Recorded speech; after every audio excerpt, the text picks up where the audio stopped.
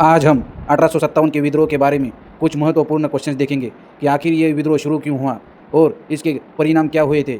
ये सब कुछ एक ही वीडियो में जानेंगे पूरे डिटेल के साथ। तो चलिए शुरू करते हैं। क्वेश्चन नंबर 1, 1857 के विद्रोह का तात्कालिक कारण क्या था? व्याख्या, एनफील्ड राइफल के कारतूसों पर गाय और सूअर की चर्बी लगी होने की खबर फैली। इससे हिंदू और मुस्लिम सैनिकों की धार्मिक भावनाएं आहत हो गई और विद्रोह भड़क उठा। कारण और परिणाम: एनफील्ड राइफल के कारतूस, सैनिकों में असंतोष, गाय व सूअर की चर्बी की खबर, आक्रोश व गुस्सा, धार्मिक भावनाएं आहत हुई, इससे विद्रोह भड़क उठा। मुख्य बिंदु: कारतूसों को मुंह से काटना पड़ता था, इससे धार्मिक भावनाएं आहत हुई, सैनिकों में आक्रोश फैल गया। यह तात्कालिक कारण था जिससे 1857 के महाविद्रोह की चिंगारी को भड़क उठी। यहाँ एक बुलेट की चित्र दिया है एनफील्ड राइफल की कारतूस का, जहाँ ऊपर की ओर गाय की चर्बी और नीचे सूअर की चर्बी की अफवाहें फैली थी। क्वेश्चन नंबर 2, 1857 का विद्रोह कब शुरू हुआ था? 10 मई 1857 को मेरठ छावनी से विद्रोह का आरंभ हुआ। इसके बाद यह तेजी से उत्तर भारत के अनेक क्षेत्रों में फैल गया। विद्रोह का फैलना मेरठ, दिल्ली, कानपुर, लखनऊ, झांसी, ग्वालियर और इसके बाद अन्य क्षेत्रों तक फैल गया। इसकी तिथि महत्वपूर्ण है जो अक्सर एग्जाम में पूछी जाती है। 10 मई 1857 और मेरठ छावनी से यह विद्रोह आरंभ हुआ था। क्वेश्चन नंबर 3, मंगल पांडे कौन थे? व्याख्या, मंगल पांडे 34वीं बंगाल नेटिव इन्फेंट्री सैनिक थे। उन्होंने अंग्रेजों के विरुद्ध विद्रोह का बुगुल फूंका और स्वतंत्रता संग्राम के अग्रदूत माने जाते हैं। मंगल पांडे का परिचय: नाम मंगल पांडे, पद सैनिक, 34वीं बंगाल नेटिव इन्फेंट्री, स्थान बैरकपुर छावनी, योगदान अंग्रेजों के विरुद्ध विद्रोह का बिगुल फूंका, महत्व स्वतंत्रता संग्राम के अग्रदूत, उपलब्धियाँ 29 मार्च 1857 को बैरकपुर में विद्रोह किया, अंग्रेजों के खिलाफ आवाज़ उठाई, उन्हें फांसी दे दी गई लेकिन वे अमर हो गए। उन्होंने जो साहस दिखाया उसने हजारों सैनिकों को विद्रोह करने के लिए प्रेरित किया। क्वेश्चन नंबर 4, विद्रोह की शुरुआत मेरठ से क्यों हुई? व्याख्या, मेरठ में कारतूसों के विरोध करने वाले सैनिकों को दंडित किया गया था। इससे सैनिकों में असंतोष बढ़ा और उन्होंने विद्रोह कर दिया। मेरठ में विद्रोह की प्रमुख श्रृंखला: कारतूसों का विरोध, इसके बाद सैनिकों को दंडित किया गया 9 मई 1857 को। इसके बाद सैनिकों में असंतोष बढ़ा। फिर 10 मई 1857 को विद्रोह की शुरुआत हुई। मुख्य कारण: कारतूसों में गाय और सूअर की चर्बी की खबर फैल गई थी, सैनिकों का अपमान और दंडित किया जाना, अधिकारियों का कठोर व्यवहार, धार्मिक भावनाओं को ठेस पहुंचाना। मेरठ की घटना ने पूरे उत्तर भारत में विद्रोह की चिंगारी को भड़का दिया था। क्वेश्चन नंबर 5, बहादुर शाह जफर की भूमिका क्या थी? व्याख्या, विद्रोहियों ने बहादुर शाह जफर को भारत का सम्राट घोषित किया। वे विद्रोह के प्रतीकात्मक नेता बने। बहादुर शाह जफर से जुड़ी महत्वपूर्ण बातें: पूरा नाम अब्दुल मुजफ्फर सिराजुद्दीन मोहम्मद बहादुर शाह जफर, पद मुगल साम्राज्य के अंतिम सम्राट, विद्रोह में भूमिका प्रतीकात्मक नेता के रूप में, स्थान दिल्ली, परिणाम गिरफ्तार कर रंगून निर्वासित कर दिया गया। उनकी भूमिका: विद्रोहियों को एकता का प्रतीक प्रदान किया, दिल्ली को विद्रोह का मुख्य केंद्र बनाया, उनके नाम पर सिक्के ढले गए, उन्होंने विद्रोह का नैतिक समर्थन किया, विद्रोहियों को एक वैध नेतृत्व और मुगल साम्राज्य की परंपरा का सहारा मिल गया था इससे। क्वेश्चन नंबर 6, 1857 के विद्रोह का मुख्य उद्देश्य क्या था? व्याख्या, अंग्रेजी शासन को समाप्त कर भारतीय शासन स्थापित करना इनका प्रमुख उद्देश्य था। विभिन्न वर्गों ने अपने अपने कारणों से इसमें भाग लिया था। विभिन्न वर्गों के उद्देश्य, वर्ग और उद्देश्य यहाँ दिए गए हैं। वर्ग: सैनिक, अपमान और भेदभाव का बदला लेना, किसान, अत्यधिक कर और शोषण से मुक्ति पाना, जमींदार और राजे, अपनी संपत्ति और अधिकारों की रक्षा करना, व्यापारी, अंग्रेजी नीतियों से हुए आर्थिक नुकसान को बचाना, साधारण जनता, विदेशी शासन से मुक्ति पाना। मुख्य उद्देश्य: अंग्रेजों का भारत से निकालना, भारतीयों को अपना शासन स्थापित करना, देश की स्वतंत्रता और स्वाभिमान की रक्षा करना। यह विद्रोह केवल सैनिकों का नहीं बल्कि पूरे समाज की स्वतंत्रता की एक चाह परिणाम था। क्वेश्चन नंबर 7, लैप्स की नीति क्या थी? लॉर्ड डलहौजी की इस नीति के अनुसार यदि किसी रियासत के शासक की मृत्यु के बाद उसका कोई वैध उत्तराधिकारी नहीं होता था तो उस राज्य को अंग्रेजी शासन में मिलाया जाता था। लैप्स की नीति का सिद्धांत: शासक की मृत्यु के बाद कोई उत्तराधिकारी नहीं होता था तो उसे अंग्रेजी शासन में मिलाया जाता था।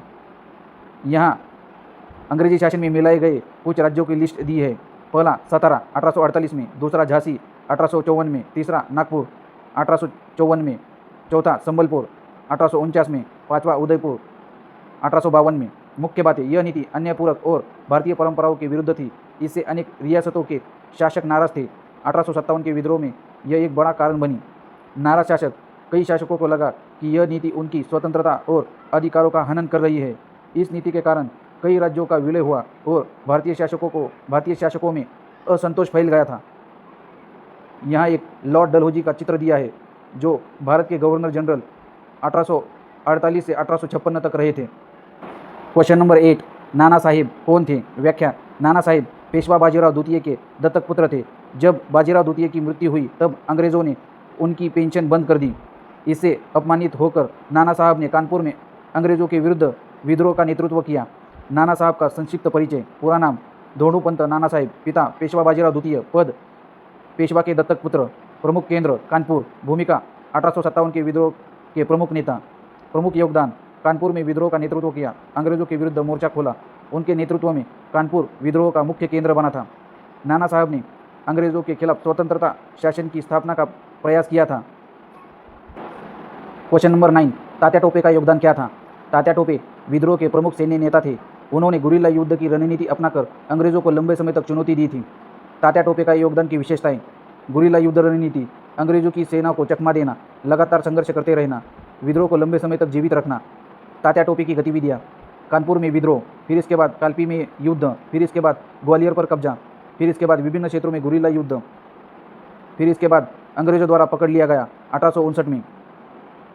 अंत तात्या टोपे को विश्वासघात के कारण पकड़ा गया था। 1859 में उन्हें फांसी दी गई थी। तात्या टोपे को 1857 के विद्रोह का सबसे कुशल सेनानी माना जाता है। क्वेश्चन नंबर 10, रानी लक्ष्मीबाई विद्रोह से कैसी जुड़ी थी? व्याख्या, झांसी को अंग्रेज़ों द्वारा लैप्स की नीति के तहत हड़प लिया गया था, क्योंकि रानी लक्ष्मीबाई दत्तक पुत्र को उत्तराधिकारी मानने से अंग्रेज़ों ने इनकार कर दिया था।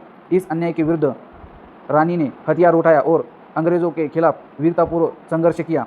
रानी लक्ष्मीबाई की प्रमुख उपलब्धियां: झांसी की रक्षा की, ग्वालियर की ओर कूच किया, तात्या टोपे के साथ मिलकर युद्ध किया, वीर गति प्राप्त जून 1858 में। मुख्य बातें: झांसी को लैप्स नीति के तहत अंग्रेज़ों ने हड़प लिया था। रानी ने दत्तक पुत्र को उत्तराधिकारी घोषित किया था। अंग्रेज़ों के अन्याय के विरुद्ध रानी ने युद्ध किया। वे साहस, नेतृत्व और बलिदान की प्रतीक बन गई थी। रानी लक्ष्मीबाई 1857 के विद्रोह की सबसे प्रसिद्ध वीरांगना और प्रेरणा स्रोत है। याद रखें, मैं अपनी झांसी नहीं दूंगी, यह रानी लक्ष्मीबाई का प्रसिद्ध कथन है। क्वेश्चन नंबर 11, बेगम हजरत महल कौन थी? व्याख्या, उन्होंने अवध में अंग्रेज़ों के विरुद्ध संघर्ष का नेतृत्व किया। उनके पति नवाब वाजिद अली शाह के पदच्युत होने के बाद उन्होंने अपने बेटे बिरजीज कुद्र को अवध का नवाब घोषित किया और अंग्रेज़ों के खिलाफ मोर्चा खोला। मुख्य योगदान: अंग्रेज़ों द्वारा नवाब को हटाने के बाद संघर्ष का नेतृत्व किया, अपने पुत्र बिरजीज कुद्र को नवाब घोषित किया, लखनऊ की घेराबंदी का डटकर सामना किया, अंग्रेज़ों को अवध से हटाने के लिए जनता को संगठित किया। वे 1857 के विद्रोह की प्रमुख महिला नेताओं में से एक थी, जिन्होंने अवध की स्वतंत्रता के लिए संघर्ष किया। ध्यान में रखें, बेगम हजरत महल ने महिला शक्ति और नेतृत्व का अभूतपूर्व उदाहरण प्रस्तुत किया है। क्वेश्चन नंबर 12, अवध विद्रोह का प्रमुख केंद्र क्यों बना? व्याख्या, अंग्रेज़ों ने 1856 में अवध का विलय कर लिया था। इससे सैनिकों, किसानों, जमींदारों और साधारण जनता में भारी असंतोष फैल गया था। इसी असंतोष के कारण अवध विद्रोह का प्रमुख केंद्र बना। याद रखिए, अवध की जनता ने बेगम हजरत महल और उनके पुत्र बिरजीज कुद्र के नेतृत्व में अंग्रेज़ों के खिलाफ डटकर संघर्ष किया था। अवध विद्रोह का महत्व: यह विद्रोह 1857 के आंदोलन को सबसे अधिक जन समर्थन प्रदान करने वाला केंद्र बन गया था। क्वेश्चन नंबर 13, कुंवर सिंह कौन थे? व्याख्या, कुंवर सिंह बिहार के जगदीशपुर के राजा थे। वे 80 वर्ष आयु में भी अंग्रेज़ों के खिलाफ वीरतापूर्वक युद्ध किया। वे विद्रोह के प्रमुख नेताओं में से एक थे। उनके साहस और नेतृत्व ने बिहार और पूर्वी उत्तर भारत में विद्रोह को बल दिया। कुंवर सिंह को बिहार का शेर कहा जाता है, क्योंकि उन्होंने वृद्धावस्था में भी साहस दिखाया था। याद रखिए, कुंवर सिंह ने गंगा नदी पार करते समय अपने घायल हाथों को स्वयं काटकर नदी में समर्पित कर दिया था। क्वेश्चन नंबर 14, विद्रोह का सबसे बड़ा केंद्र कौन सा था? व्याख्या, दिल्ली विद्रोह का सबसे महत्वपूर्ण केंद्र थी। मेरठ से आए विद्रोही सैनिकों ने दिल्ली पर कब्जा किया और बहादुर शाह जफर को भारत का सम्राट घोषित किया। यह विद्रोह का प्रतीकात्मक और प्रशासनिक केंद्र बन गया। दिल्ली पर कब्जा विद्रोहियों के लिए एक महत्वपूर्ण कदम था, क्योंकि यह मुगल साम्राज्य की राजधानी रह चुकी थी। याद रखने के लिए, यदि दिल्ली विद्रोहियों के नियंत्रण में नहीं होती तो विद्रोह का एकता और वैधता मिलना कठिन था। क्वेश्चन नंबर 15, एनफील्ड राइफल क्या थी? यह अंग्रेजी सेना की नई बंदूक थी जिसे 1853 में सेना में शामिल किया गया था। इसकी गोली के कारतूस पर गाय और सूअर की चर्बी लगे होने की खबर फैली। इसे मुंह से काटना पड़ता था, जिससे हिंदू और मुस्लिम सैनिकों की धार्मिक भावनाएं आहत हुई और विद्रोह की चिंगारी भड़क उठी। याद रखिए, एनफील्ड राइफल के कारतूस विवाद को 1857 के विद्रोह का तात्कालिक कारक माना जाता है। क्वेश्चन नंबर 16, सैनिकों में असंतोष का प्रमुख कारण क्या था? व्याख्या, अंग्रेजी सेना में भारतीय सैनिकों के साथ भेदभाव किया जाता था, उन्हें कम वेतन दिया जाता था और पदोन्नति के अवसर न के बराबर थे। धार्मिक मामलों में हस्तक्षेप और अपमानजनक व्यवहार के कारण सैनिकों में असंतोष बढ़ गया, जिससे अंततः विद्रोह का रूप ले लिया गया। याद रखिए, कम वेतन, अपमान आदि और धार्मिक हस्तक्षेप, यही था सैनिकों का असंतोष का मूल कारण। क्वेश्चन नंबर 17, किसानों ने विद्रोह में भाग क्यों लिया? व्याख्या, अंग्रेजों की नीतियों के कारण किसानों पर अत्यधिक करों का बोझ बढ़ गया था। लगान की दरें बहुत अधिक थी और वसूली कठोरता से की जाती थी। इससे किसान आर्थिक रूप से टूट गए और उन्होंने विद्रोह का समर्थन किया। याद रखिए, किसान और सैनिकों की समस्या समान थी, इसीलिए दोनों ने मिलकर अंग्रेजों के खिलाफ संघर्ष किया। क्वेश्चन नंबर 18, जमींदार अंग्रेजों से क्यों नाराज थे?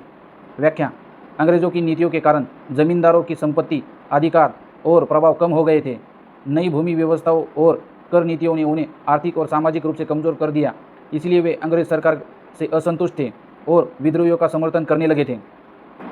क्वेश्चन नंबर 19, विद्रोह का प्रभाव उत्तर भारत में अधिक क्यों था? व्याख्या, अंग्रेजी शासक की नीतियों से उत्तर भारत सबसे अधिक प्रभावित हुआ था। विद्रोह में भाग लेने वाले सेना के अधिकांश भारतीय सैनिक उत्तर भारत के ही निवासी थे। इसके अलावा यहाँ के किसानों, जमींदारों और शासकों ने भी अंग्रेजों के प्रति असंतोष बहुत अधिक था। इन सभी कारणों से विद्रोह का प्रभाव उत्तर भारत में अधिक देखा गया है। क्वेश्चन नंबर 20, दिल्ली पर विद्रोहियों का कब्जा कैसे हुआ?